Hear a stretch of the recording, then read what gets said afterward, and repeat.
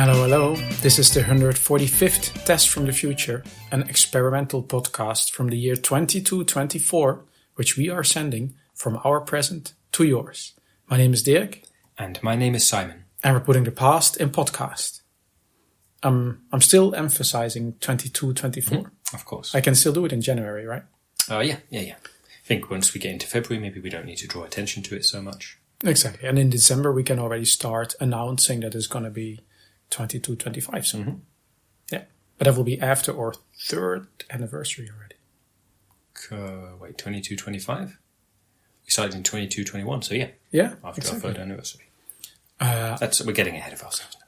Yeah, but I'm already... Will we get to our third anniversary first or our 200th episode? Third anniversary. Yeah, okay. So we should start planning for this first. Mm-hmm. Okay. Well, thanks to everybody for tuning in again for another episode. Mm-hmm. And today we're going to talk about the greatest discovery. Of all time. Of all time, exactly. We don't mean greatest discovery of this week. Ever. Of all discoveries made ever by anyone. Anyone? Yeah, not just humans. Which one was the greatest? Mm-hmm. It was announced... was it yesterday morning? Yeah, yesterday.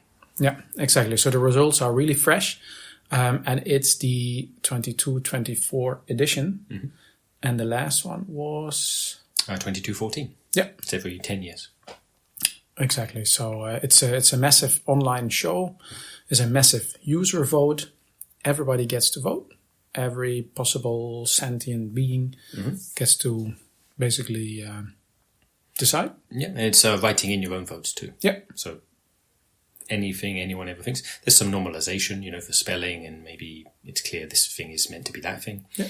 But basically anyone can suggest anything that they think is the greatest discovery of all time.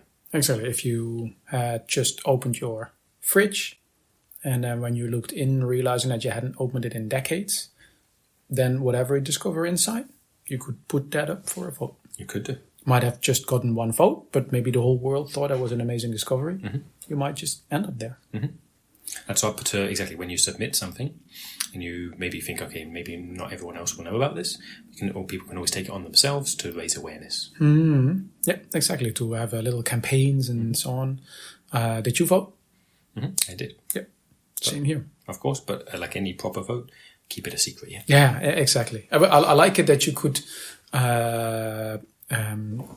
select up to 10, basically make your own top 10.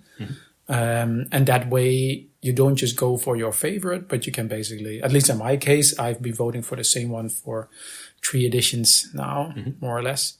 But whatever else was in the top 10, that has changed a little bit. Yeah.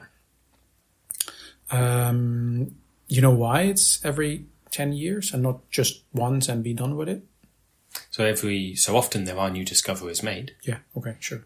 But rather than this being like, okay, what was the 10, so what were the greatest of the last 10 years? It's always the greatest of all time, but it's re-voted on, reconsidered every 10 years because maybe some new stuff should come in there. Also some stuff that maybe was considered a great discovery in the past. Maybe by now opinions changed. It's no longer considered that. Yeah. That's why. And there are some things like you always have, because it's every 10 years, you have the, let's say, rise and fall, or what's it called? The biggest risers and the biggest fallers. They have a name for that. That just escapes me. Probably, but it's not coming to me either. Exactly. But it's basically those who gained the most places, those who lost the most places. Like if they were there in in case of gaining, if they were there in the past, but now they've risen up. Yeah, exactly. They were like 38 before, now they're 27. Yeah. And a few are new, of course. They were not in the list before because either they didn't get any votes, like the stuff that was in your fridge, or because they were discovered. Well, exactly. They weren't discovered back then. No, exactly. Did you watch the show? Mm-hmm. I did. It was a good year, I thought. Sometimes the host, the actual show aspect of it all, sometimes that can be underwhelming. But this year I really liked. They had Comedian and his PA. They were joint hosting it together. I thought it was fun. Mm-hmm. It was a really good dynamic between them. Yeah, exactly. They had a really good dynamic, and especially considering the PA, of course, is not actually sentient, but you couldn't tell really. No, they bounced off each other very well. And also, from what I understood, it wasn't actually scripted. Or let's say, at least the PA part was definitely not scripted. Correct, yeah. So there was a lot of really funny improvisation going on. But I'm a big fan of a chameleon comedian anyway, so I like his stuff. I also like it how they cut or try to cut the acceptance speeches. Especially considering that the acceptance speeches were actually AI generated or done by AI generated holograms, right? Correct, yeah. And that was a little bit of a retro thing, a little bit of a throwback to when that was much more popular, like back in the 21st century. That all speeches, including acceptance speeches, any kind of public talking, was always scripted by AI.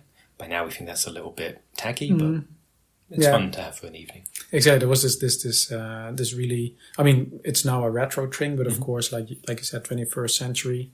Right, back then it was new. Yeah. First, to have the text completely AI generated, and then the actual, basically, presentation of it, where the person who's speaking, where often the people having to hold a speech at a conference weren't actually there anymore. Often didn't even know what was said on their behalf because AI could do it better anyway. Yeah. And now they kind of did a retro throwback at that. And then I thought it was funny because it was all generated, that they still tried to cut it short. Okay, that's it, fine. Stop thanking your whole family. And of course, they were speaking to non-sentient generated speeches. Yeah. Exactly. So you'd have for example, I shouldn't jump ahead to say what was in there, but we can spoil a bit. So for example, there was the personification of fire. Yeah. Like just literal fire, like flames burning there. And then to have that, thanking its mom, its dad, its high school teacher, that was a bit strange. Yeah, exactly. But that was the point, to be funny that way. But it's also, of course, some of the discoveries were really, really long time ago. Yeah. And it's... fire, yeah. Yeah, exactly. Like fire is a really good example. We don't really know who discovered fire. Would be a cool thing to know. And then we just kind of make a best guess, Or in this case, not even that. Like, for example, it could have been, some person from long ago, like a hologram, pretending to be the person from long ago who discovered fire. In this case, instead, it was fire personified. But sure, if a discovery, the person who discovered it is still alive, well, then they are the person accepting the award. Yeah, that's true. And also, when we're talking about a discovery, it's always the thing that's discovered, and then the person or whatever did the actual discovering. So the discovery and the discovery, I guess. The discoverer. Discoverer, yeah, that's it. And discovery and discoverer. So that's always a combination of both. I like it in the acceptance speech of fire. Spoiling, finished 8th. Then it also made an excuse for burning its discoverer at the discovery, which I thought was kind of nice. Which probably was some nice stagecraft because it's a hologram flame, but they did that well. Exactly, yeah. I thought that was pretty cool. And then, of course, fire dropped 2 places. It was 6th last time, now it's 8th. Yep. But didn't let that dampen its spirits. It's like, okay, fine. Still top 10. It's pretty the good. Greatest discoveries of all time, and you're in the top 10. That's pretty good. I think we don't need to go through the whole, top 100, top 25, top 10, but maybe we can... Maybe up to fire, like fire's number 8. Yeah. We can do the 7 before that.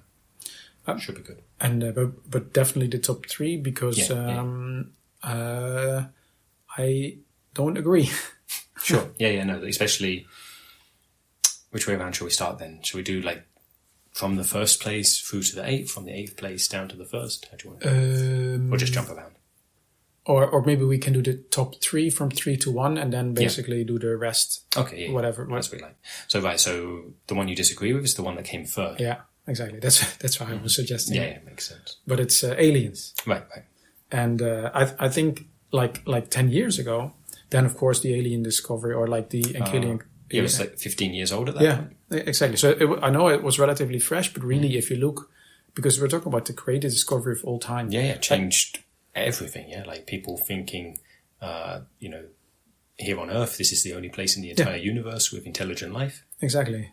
pretty big change to actually know for sure, no, there are aliens elsewhere. Exactly. The thing is, was like this whole universe is incredibly, immensely big universe.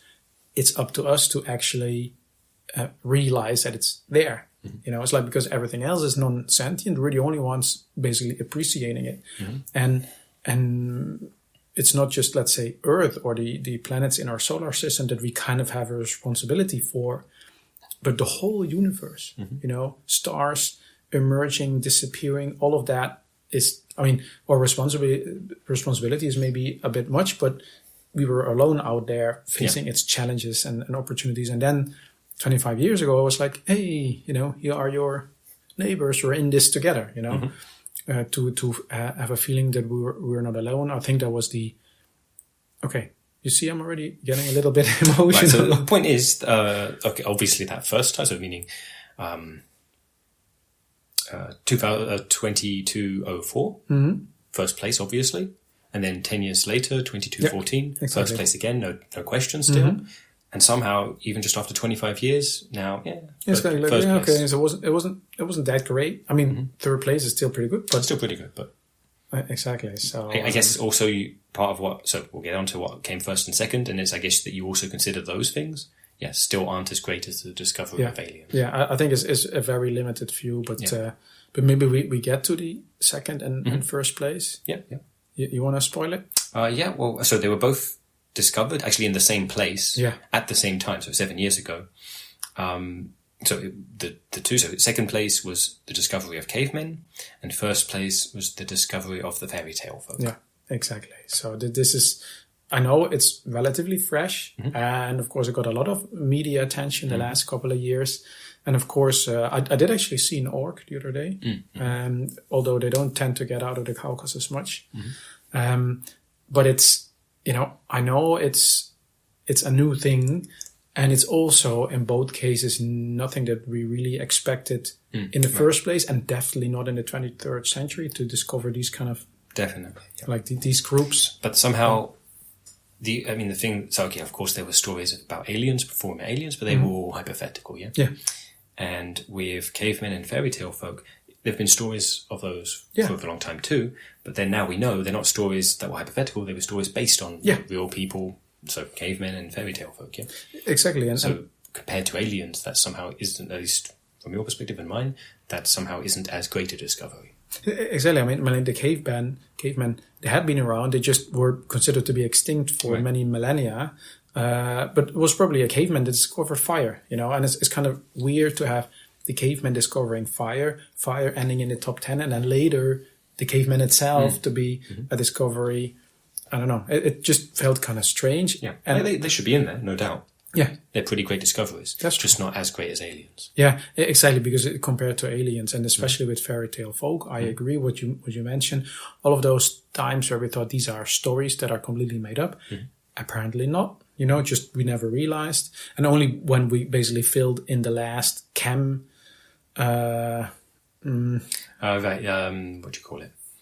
The place where you don't blind spot. Yeah, exactly. The last cam blind spot. Mm-hmm. You know, it's like, hey, cams all over the world, but there was this one valley. Where was it? In the Caucasus, where there weren't any. Okay, finally filled that little blind spot in, and that's where they were discovered. Exactly, and that's where they were. Okay, maybe it was not a coincidence. I don't know. And I agree, it's pretty cool, and I agree they should be in the list, top 10 possibly. Mm-hmm. But the only reason that they beat aliens for first and second place is because they were new. And not, I think, because they were greater. Sure. Yeah. And I mean, like we mentioned earlier, depending on what the discovery is, either the discoverer or the discovered thing itself would be there, or both. So in this case, you know, there could have been cavemen representatives, fairy tale folk representatives, but in both cases they stepped back, so they didn't send any representatives. And okay, there's no obligation to, but at least for us watching the show, that was a bit of a disappointment too. It's like they're not taking it seriously. And also, like, it's a signal that we're giving off to the aliens as well, because they were actually there. Mm-hmm. And then it's like the cavemen didn't even understand what was going on, and the fairy tale folk didn't really care, you know. And then the aliens, it's also a signal that we're giving off to them, saying, "Yeah, we really think that you're great. Thanks for stopping by. By the way, we now have new new toys to play with. And also they were discovered at the same time in the same location, but they're still treated separately. I understand. Okay. It's the valley next door, whatever, but it's okay. They could have also grouped it. I don't know. I feel like because they were discovered roughly around the same time. Considered the discovery of them as one discovery. Yeah, exactly. But they did. Of course, they are different. I know. But yeah, so it's a little bit emotional for me, not just because it's my favorite that went down from 1 to 3, but I'm also, of course, for work involved with the aliens. So, but I mean, again, the aliens didn't really care.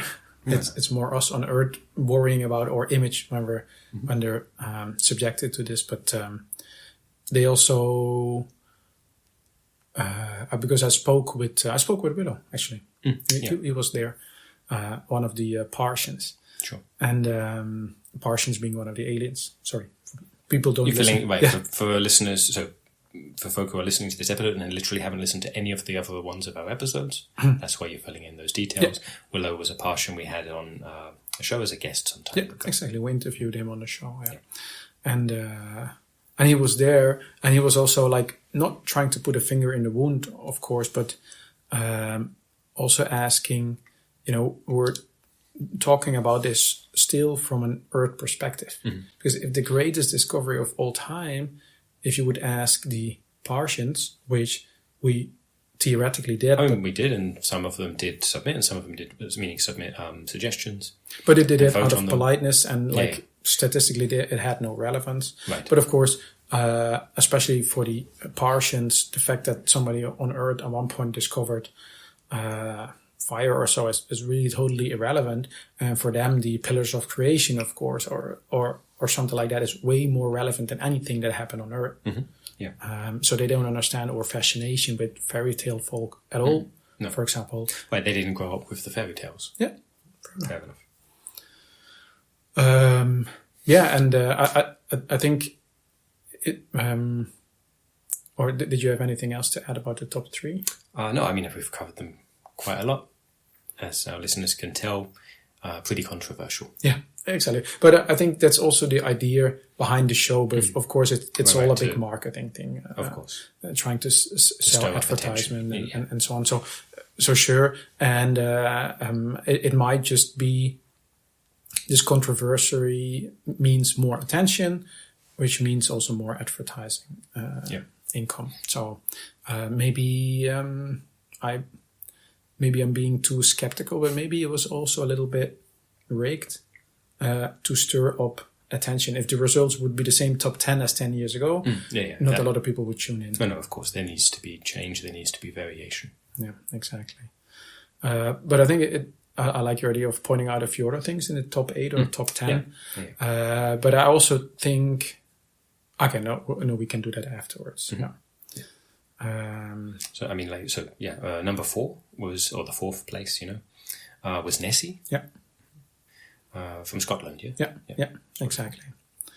Was also a lot of things dropped, but Nessie actually gained quite a few places. Yeah. I think also because, I don't know. I think it's in the same category as cavemen and fairy tale folk. Maybe interest in Nessie was like rekindled. Yeah. Because of, especially the fairy tale folk. And also because a lot of people just joined in the vote because of the fairy tale folk and then had to fill in the rest of the top 10 and just picked similar things. My theory, anyway. Could have been, yeah. I liked the limited edition of the joint biography with Prince Harry and Britney Spears. Yeah. Do you remember? Was it an autobiography? Did they write it themselves, or was it written about? I think it was AI generated. AI generated. Yeah, but I'm not really sure. I didn't read it. No, sure. But of course, the limited edition, it thought it was lost forever. Exactly. And then I don't know. I think by now it's a few decades ago where they found it again. And we're talking about a book. I'm not sure if that's clear. I mean, it's a limited edition. Yeah, like a book. Mm-hmm. And obviously very influential. Yeah, exactly. It was very influential. That's also why, of course, because as an ebook, of course, it was always there. But we're talking about the paper. Yeah. That's how old it was. Yeah. I think it was discovered in India. And that's what I remember. I just don't know exactly when, a few decades ago. I think India is the place where long-lost books surface. Often, yeah. Yeah. Didn't the Cycle Your Heart Out book, wasn't it also discovered in India? I think you're right, yeah. It was like a reversed... I can't remember if Sarah mentioned the town or not. I can't remember, but it was in India, you're right. Maybe there's this reverse Bermuda triad for books there, where long-lost books reappear. Could be. Cool. Maybe we can have an episode about it. Yeah, well, maybe, yeah. Let's look some into it. And if it turns out to be that, we can have an episode on it. Any other noteworthy placements that... Yeah, so... Right, Nessie was number 4. Book was number 5. Penicillin, that was number 6. Yep. I'd agree with that. That's a really old one. Discovered hundreds of years ago, but either way, a long time ago. Yeah. And that's a good one. It's a good one. And also because they it lied at the base of the technology that they use for the cyborg chip, where our health is completely managed by a digital chip. And whenever a new virus comes out, basically we get an update to our chip and we're automatically protected before even being in contact with the virus. Right. And the penicillin, when they managed to digitalize it completely, was at the base of this, apparently. It's the foundation of the distributed immune system. Yeah, exactly. So this had basically 2 main waves of relevance, and it's kind of 2 discoveries in one. So. Yeah. And I think there was one more before fire. So number 7 was Clarabelle. Yeah.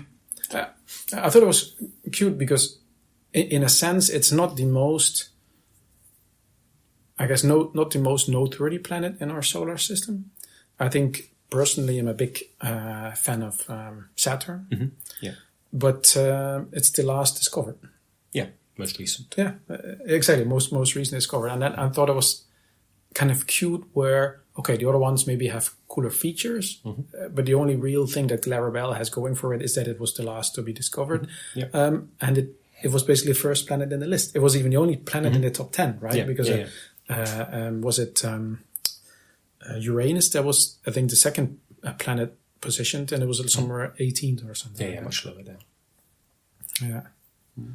I wanted to point out one thing. That's just the thing I was going for before, where what I thought was nice, this was the first edition that America was no longer in the top 100. Basically dropped out. Right. Yeah, since the show started, yeah. Yeah, exactly. And I mean, for the longest time, I think the general public agreed, yes, this is actually not a great discovery. It's actually not even a discovery. Right. Like that's part of it, who discovered what when.